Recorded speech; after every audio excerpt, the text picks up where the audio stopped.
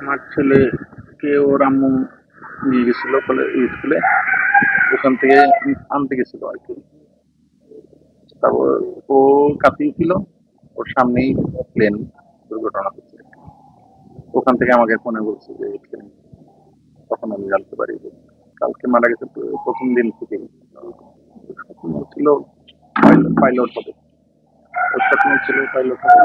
যারা পরিচালক তাদেরকে একটু আরো বেশি সাবধান হওয়া জরুরি, কারণ এটা তো ছিল হলো প্রশিক্ষণ প্লেন। প্রশিক্ষণের কারণে বিষয়টা ঘটছে আর কি।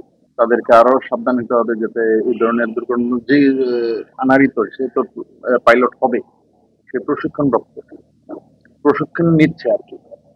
যে প্রশিক্ষণ নেওয়ার সময় যারা যারা তাদেরকে প্রশিক্ষণ দিচ্ছে তাদেরকে আরো সাবধান হতে হবে, না হলে তো আপনার এই ধরনের ঘটনা আরো ঘটতে পারে। আমি তো 100% আশাবাদী ছিলাম যে আমার ছেলে বড় কিছু হবে, পাইলট হওয়ার ইচ্ছে ছিল। আসলে মার্কিন যে নেই, এটা অত্যন্ত মেনে নেবার মতো নয়। গতকালকে আমার মেয়ে মেডিকেল কলেজ থেকে আসছে, সে ময়মনসিংহ মেডিকেল কলেজে পড়ে।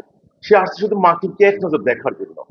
সে আমাকে বলছে, আপু মার্কিন যে না, এটা এখনো মনে হচ্ছে না, মনে হয় যে সে আমাদের পাশেই আছে, এরকম আর কি। আমার ছেলেটাও মার্কিনের একেবারে বন্ধু, ক্লোজ বন্ধু, শাকির আদ্দিন।